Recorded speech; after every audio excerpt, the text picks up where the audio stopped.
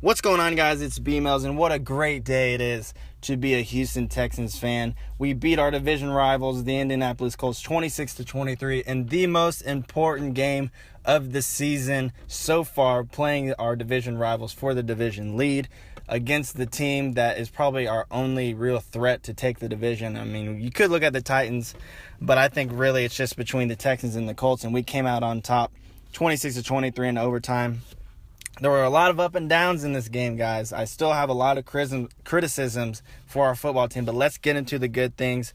The good things really throughout the game, it was really only Lamar Miller on offense had a great game, his career game with the Houston Texans. Our offensive line finally started showing up and blocking for this guy and giving him opportunities to make plays. And if anyone else was watching, or if anyone else noticed, this guy had some pep in his step today. He looked fast, he looked quick, he was making great decisions. Something changed, and I think he got some kind of confidence boost, and it was obvious today. And then you talk about defense. I believe Whitney Merciless and Jadeveon Clowney combined for 13 quarterback pressures throughout this game. That is a ridiculous number, not to mention the 3 sacks we got throughout the game and the 6 quarterback hits. We were having trouble getting pressure to Andrew Luck in the beginning of the game, but it definitely started showing up at the end of the game. But really our success as a team didn't begin until the fourth quarter and overtime. Let's talk about Brock Osweiler, a guy. He showed up on that last drive and in the overtime drive. But, man, I have a lot of things to say about this guy. I counted 9 bad throws with a clean pocket. And when I say bad throws, I mean open receivers, throws missed. And it was strictly his fault that those balls were not completed. One was what should have been a touchdown to Tyler Ervin down the sideline. And, guys, 4 of these were drive-ending passes. And what I mean by drive-ending, 3 of these 4 drive-ending passes were on third down with the wide open receiver that was in prime position to get a first down. And then the 4th one was the interception to Vontae Davis where he threw it behind DeAndre Hopkins and it got picked off. Now, guys, he only had 14 incompletions. That means 64% of his incompletions were because he just threw the ball inaccurately. So I don't know if he's just purely an inaccurate passer when it comes to the short to intermediate routes.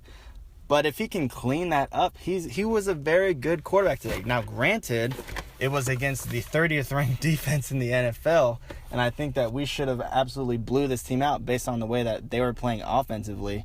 And you talk about that interception put our defense in a horrible position in our own red zone. After they just got a 4th or turnover on downs for the offense, we turned it right back over and they scored a touchdown. So you're talking about our defense really should have only given up 17 points, if that, because we also put them in many other bad situations. Back to Brock Osweiler, he had a play where he was not paying attention to the clock, and we were clearly going to need timeouts to stay in this game, and the clock ran out. Coach Bill O'Brien had to call timeout, and it was just an obvious rookie mistake.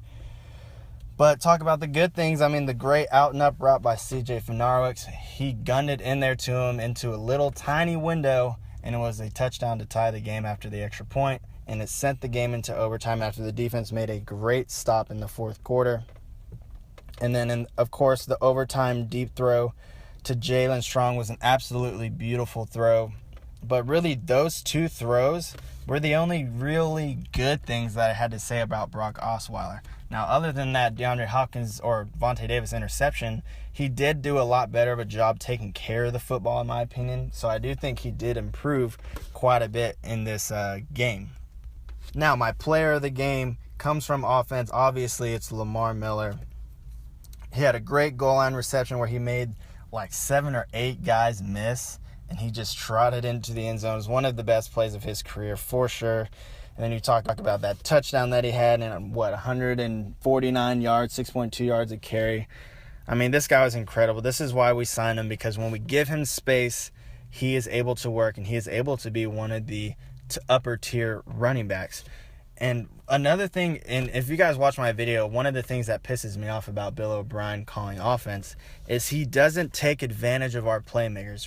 We drafted Braxton Miller, who's a playmaker. We drafted Will Fuller, who's a playmaker. He didn't play today. And then we signed Lamar Miller, who's a playmaker.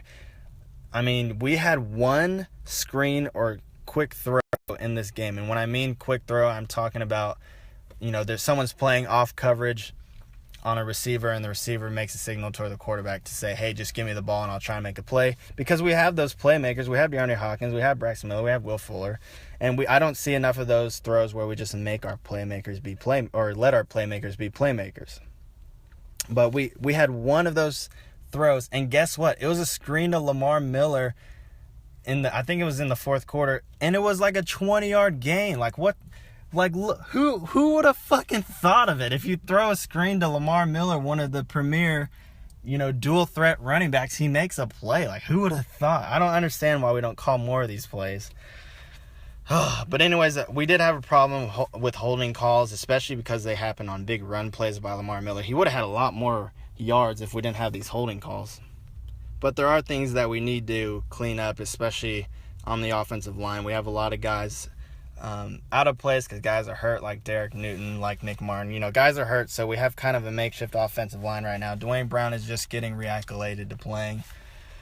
So we have some things to work on still on offense. Now let's go to defense. My favorite player on defense this year is by far Bernardrick McKinney. Another terror in the tackling realm. You're talking, 12 total tackles. He had a sack, tackle for loss, 2 quarterback hits, and he had the big sack of the game where he came in overtime. His guy that he was covering was blocking, and he blitzed straight up the middle on a delayed blitz and sacked Andrew Luck to end their overtime drive. I mean, he looked outstanding today once again. And once again, Clowney and Merciless, they're not putting up the J.J. Watt production, but they're having enough of a pass rush to make a big enough difference for this defense. And I think if our offense stops putting them in bad positions and they start scoring points, we can still be a very good football team. Now, it was clear that Andrew Luck was targeting our young corners, Kevin Johnson and Charles James.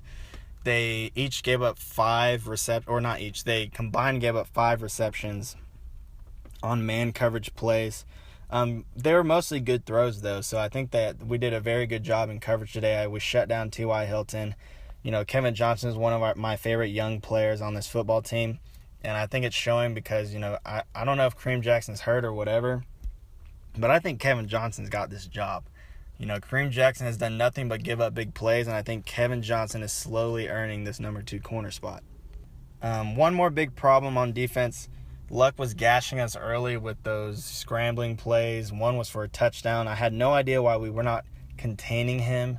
Jadeveon Clowney, I think the touchdown, Jadeveon Clowney was hardcore speed rushing on the outside. He made a big-ass circle around Andrew Luck, left the left side of the offensive line open, and Andrew Luck just trotted into the end zone for a touchdown.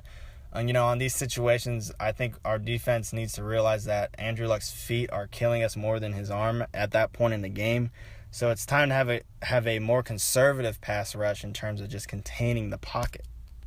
And a player that I have a love-hate relationship with is Andre Howell. If you watch my video, I have a friend that's a Houston Texans fan. He thinks Andre Howell is the next great safety. I disagree. He makes a great play and then makes a horrible play. He had a couple missed tackles in this game, and missed tackles were a problem for us in this game. But Andre Howell made a great play to sack Andrew Luck in the fourth quarter, which definitely helped us win this game. Now, overall, what should our take be from this game? Is our offense fixed? And the absolute answer is hell no, our offense is not fixed. Yes, we got Lamar Miller going, and this is how our offense is supposed to look. But our offense was far from dominating, especially with Brock Osweiler at quarterback. So to me, I take this as a very good but unimpressive showing by our offense against a terrible defense. And, personally, if Brock Osweiler had another bad game, I mean, not that this was a great game because he did continue his streak of interceptions every damn game this season, especially interceptions based on a bad throw. I was going to call for this guy to get benched. I was going to start that train where we are screaming to bench Brock Osweiler because, throughout the first 3.5 quarters, Brock Osweiler was losing us this football game, guys. I mean, those first 3 drives were ended strictly because he had 3 bad throws that ended the drive. And then you talk about the interception in the other team's red zone where they scored a touchdown right after our defense just made a great stop. I mean, I don't know what else to say. I mean, is this a bad thing that Brock Osweiler, based on those last 2 drives, might have saved his starting spot on our team, and that might be a detriment to our football team in the near future? You know, I think that might be very possible. I think this might be, you know, a win-lose situation. Yes, we won the football game, but is that going to reinforce our reliance on Brock Osweiler? I don't know. I think our defense still played great. Our defense is still what it is. Obviously still not what it is without JJ, but our defense is still an elite defense in the NFL. Yes, they are still elite. Pass defense is definitely still elite. And the pass rush is still upper tier, in my opinion, even without JJ Watt. Things we got to work on. I think our offensive line chemistry has got to improve, you know, especially because we have a makeshift offensive line right now. But it was really good to see Jalen Strong step up and make a play. You know, one of my criticisms about this team is who's going to step up when DeAndre Hopkins is, you know, being covered, which he was for most of this game. You know, he got most of his yards and catches in one drive. But, you know, my question was who's going to step up? Is it going to be Jalen Strong? Is it going to be Braxton Miller? Is it going to be Steven Anderson, who I think we really need to use more in the passing game? You know, I don't know. And we're seeing guys step up here and there, but I'm waiting for that number 3 receiver to really solidify himself. But, you know, it seems like Bill O'Brien uses different receivers in different situations. He likes Braxton Miller's possessiveness, even though he doesn't give him the ball ever. He likes Jalen Strong's size and, you know, competitiveness to get the football, DeAndre Hopkins' dominance and Will Fuller's speed. So I think he kind of has all these little gadgets, but I kind of want to see a number 3 receiver really solidify himself. And that's something that I've been waiting on, and I think we're still lacking. But anyways, overall, it was an okay football game. I know, you know, we won the football game. Did we look like the better football team? Not really. I mean, it looked about even. It looked like, and that's not really a good thing because I don't think the Colts have a very good roster. I think we are underperforming based on our roster talent. The Colts have some of the worst talent in the NFL. I mean, you look at their defensive backfield is horrible. The defensive line is horrible. The linebackers are horrible. Their wide receivers are good, but their offensive line hasn't been very good, even though they're playing a lot better this year than they did last year. I mean, Frank Gore's a good running back, but he's not elite by any means, and he's not as good as Lamar Miller. And, of course, they have Andrew Luck. So this team is not at our talent level, and that's something that I feel like we may be getting out-coached in these teams because we have the talent to contend week to week with just about any team, in my opinion, if we just got some coaching. But anyways, guys, tell me what you guys think in the comments. It's a great, exciting time to be a Houston Texans fan this week, and I'm looking forward to the weeks to come and to see how this team ends this season. But until next time, guys, leave a comment down below, give the video a big thumbs up, and most importantly, subscribe for more NFL and Texans content, and I will see you guys next time.